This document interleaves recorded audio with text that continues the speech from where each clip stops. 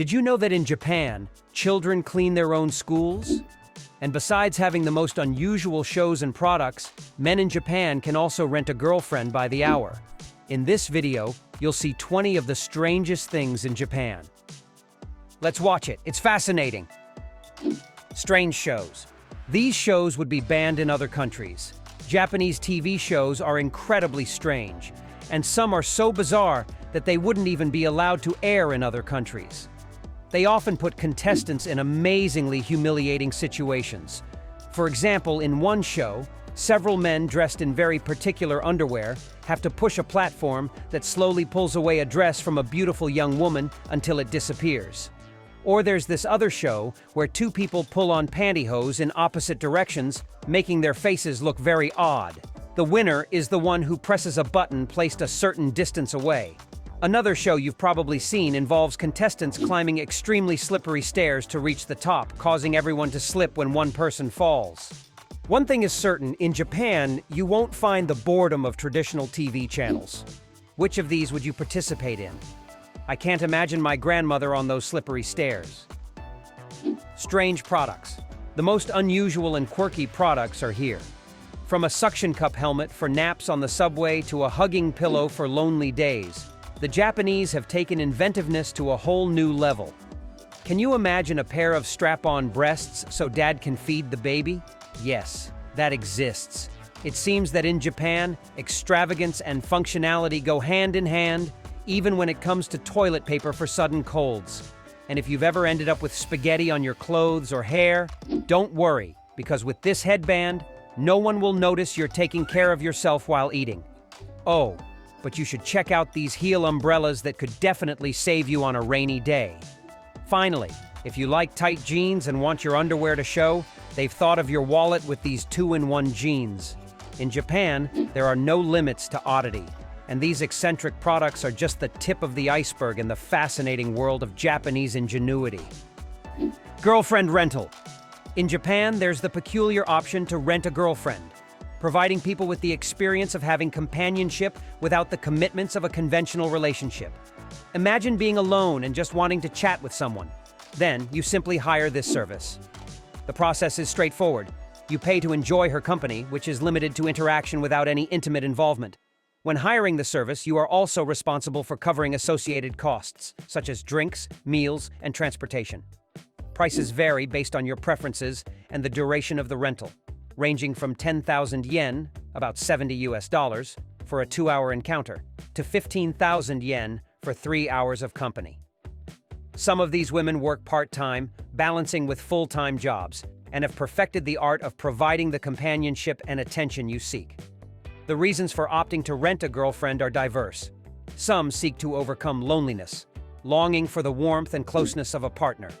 Others, like hikikomori, extremely shy young people, prefer this alternative over facing the complexities of dating.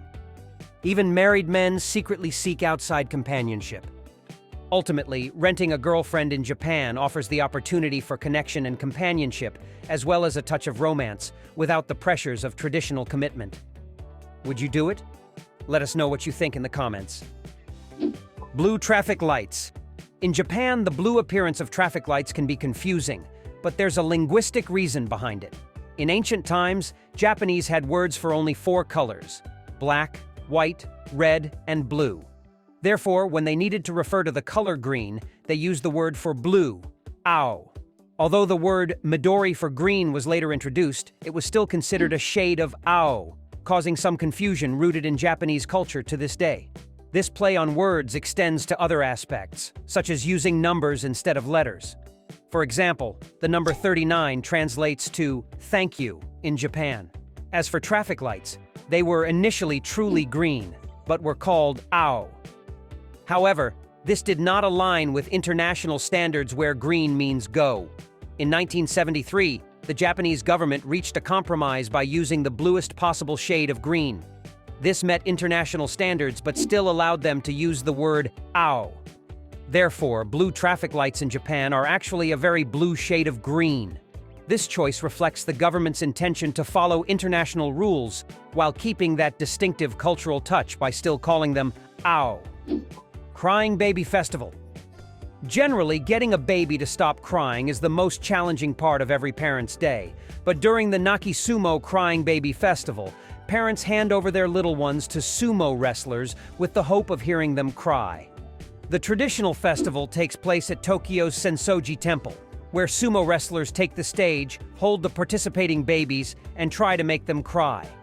The origins of this strange festival date back hundreds of years, and it's believed that the cries somehow ward off nearby demons that might harm the babies.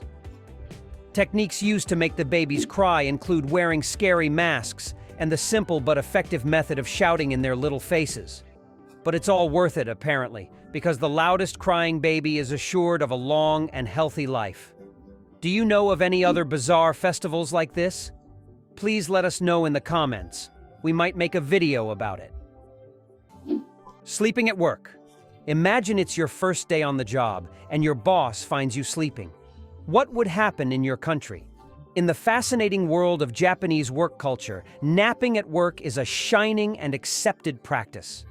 While in other countries you'd receive disapproving looks, in Japan, taking a quick nap is applauded as an act of extreme dedication. And no, we're not talking about hiding behind your keyboard for a quick rest. Some companies in Japan are so cool that they've officially endorsed inamori breaks, allowing naps of up to 30 minutes between 1 p.m. and 4 p.m. Inamori isn't just for the office, it's a public spectacle. In Japan, seeing someone sleeping at a train station or anywhere else is as common as finding vending machines for ramen. Sleeping at work isn't just tolerated, it's praised as a symbol of total commitment.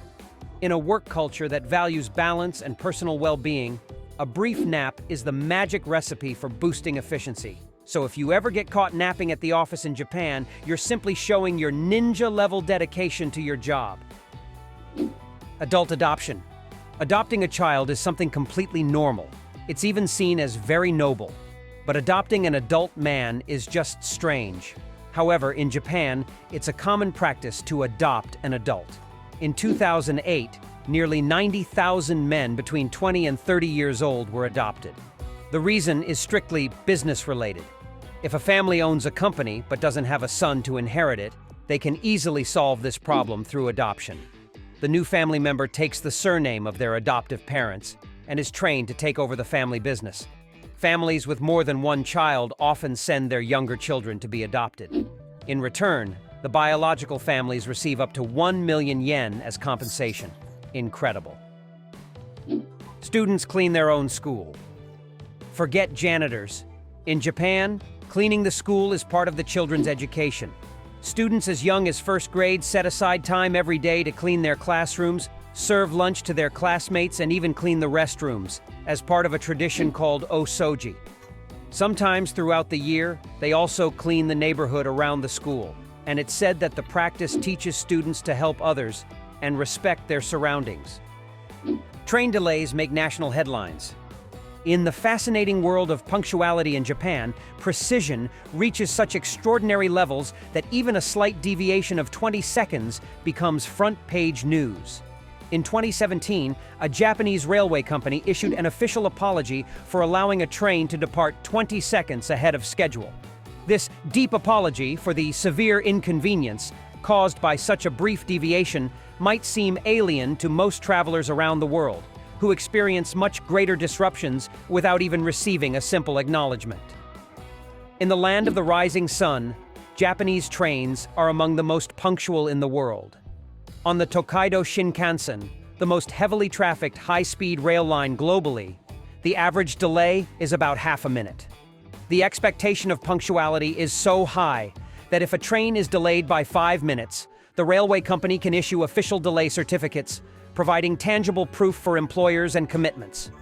Japan's punctuality culture extends beyond mere figures. It's a narrative where even seconds count, and newspapers echo apologies for those fleeting moments of inconvenience. Christmas fried chicken from KFC. A fast food restaurant might be the last place you'd wish to celebrate Christmas, but in Japan, it's the ideal spot, as it has become a tradition to eat KFC fried chicken on Christmas Eve. The tradition apparently started in the 1970s when the manager of Japan's first KFC heard foreigners say they missed eating turkey at Christmas, a type of meat that is hard to find in Japan. Not many Japanese people celebrate Christmas, but the manager hoped that fried chicken could be a good substitute for foreigners craving poultry. Good marketing helped the tradition stick, and now it's so popular that you might have to order your KFC Christmas dinner weeks in advance or risk spending hours waiting in line for your fried chicken. Tipping is considered an insult. If you live in the United States, Europe, or Latin America, you probably can't imagine going to a restaurant and not tipping the waiter. It's considered rude, right? But in Japan, you'd be rude if you left a tip. The general consensus in Japan is that if you're paying for good service, why should you pay more? Many Japanese believe that good service should be the standard, and if you try to leave a tip, it will be refused. A good rule of thumb is not to leave tips in restaurants, no matter how strange it may seem. Just be polite and thank your server for their work. Hotel staff also don't expect tips, but some employees working for tourist companies are accustomed to receiving them. Just make sure to be discreet and put the money in an envelope. Cat cafes. Introducing the incredible world of cat cafes. These unique cafes let you have a good time while enjoying the company of playful feline friends. You can find cat cafes in many large cities, although they're not always easy to spot as they're often located on upper floors of buildings. Cat cafes have become very popular in Japan recently. In the bustling city, it can be challenging to have a pet due to limited space, strict rental contracts, and busy lifestyles. That's why these cafes have become popular among both locals and visitors who love the company of cats. Usually, you don't need to make a reservation, but it's a good idea to call ahead for the most popular ones. But keep in mind that most places only allow visitors age 13 and older. Now, let's talk about the rules. Each cat cafe has its own specific rules, but here are some common guidelines. You can pet the cats as much as you want, but lifting them is prohibited unless the cat initiates the interaction. You shouldn't feed the cats external food. And don't forget your camera. Taking photos of the adorable cats and the cozy cafe is totally allowed, but avoid using the flash. So whether you're a local looking for feline company or a tourist seeking a unique experience, cat cafes are the perfect place to visit. Synchronized dancing at pedestrian crossings. One of the busiest places in Tokyo is the Shibuya pedestrian crossing. This intersection is famous for the massive number of people crossing on foot with each traffic light change. To improve pedestrian efficiency and safety, Japanese authorities have implemented a synchronized dancing system at pedestrian crossings. Through music and signals, people receive clear instructions on when to cross and when to stop. The system has proven effective and has reduced accidents and pedestrian congestion. Moreover, this unique implementation adds a cultural touch to the street crossing experience. Instead of simply walking in a straight line, pedestrians follow a dance pattern, making the experience more interesting and orderly. If you ever have the chance to be in Shibuya, make sure to witness this unique phenomenon. Rice paddy art. You'll be amazed by an incredible form of art called rice paddy art, originating from Japan. This unique art form involves planting different types and colors of rice to create stunning images in a rice field. It's like painting with nature. Let's dive into the history of this remarkable art form. In 1993, the people of Inakadat, a village in Aomori Prefecture, wanted to revitalize their community. They discovered that rice had been grown there for over 2,000 years and decided to honor this heritage creatively. They transformed a rice field behind the town hall into a canvas using 4 different types of rice, both ancient and new varieties. They cultivated a gigantic image in the field for everyone to enjoy. They even built a high tower for a panoramic view. People were so captivated by the art's beauty that over 200,000 visitors came to the village in 2006 alone. Inspired by Inakadate's success, other villages like Yonezawa in Yamagata Prefecture started creating their own rice paddy art. It became a trend. Now, let's look at some of the incredible designs that have decorated the rice fields of Inakadate over the years. They've depicted famous figures such as Leonardo da Vinci's Mona Lisa, traditional Japanese paintings, iconic movie scenes like Gone with the Wind and Star Wars, and even legendary creatures like Yamada no Orochi. Every year, the townspeople gather in April to decide on the design and the planting process. Computers are used to sketch the designs and determine which type of rice should be planted. The teamwork is truly remarkable. If you think this art would have been free of controversy, you're mistaken, my friends. In 2008, there was a plan to include advertising logos in the artwork, but it caused a problem. Some townspeople and the former mayor strongly opposed the idea and threatened to withhold land rental if advertisements were included, leading to the removal of the seedlings and the cancellation of the advertising logos. Rice paddy art is a testament to the creativity, skill, and community spirit of the Japanese people. It's a visual feast that brings joy to thousands of visitors each year. So if you ever find yourself in Japan during the rice planting season, be sure to visit one of these amazing rice fields and see the stunning beauty of rice paddy art for yourself. Cubic watermelons. Watermelons, a cherished summer fruit in Japan, go beyond being just a common gift when visiting friends or family. The practice of suikawari, similar to hitting a piñata but with a watermelon, is a fun tradition associated with this fruit. However, Japan, known for its uniqueness, introduced square watermelons, originally designed to optimize refrigerator space and make cutting easier. Over time, these watermelons have evolved from being practical to becoming decorative items, reaching prices of up to $160. Japanese farmers, not satisfied with the square shape, have experimented with other shapes like hearts and triangles, grown in special containers, and requiring years of practice to achieve the perfect shape. Square watermelons are a unique and eye-catching variety that emerged thanks to graphic designer Tomoyuki Ono in 1978. Although initially conceived for practicality, being easier to store and cut, these watermelons have become a fashion item. Their square shape makes organization in refrigerators easier and provides a safer cut at the table. However, despite their aesthetic appeal and functionality, these exotic fruits present challenges as they are harvested before reaching full sweetness. Moreover, their rarity has made them a luxury, with prices reaching up to $200 each. Despite these limitations, the trend has expanded beyond Japan to other countries like Germany. No public trash cans. In Japan, there are extremely few public trash cans in places like streets or shopping centers, and this is due to a significant event that occurred in Tokyo in 1995. A group from Aum Shinrikyo carried out a terrible terrorist attack in the city's subway. They released a dangerous gas called sarin, which is extremely toxic and capable of killing people quickly.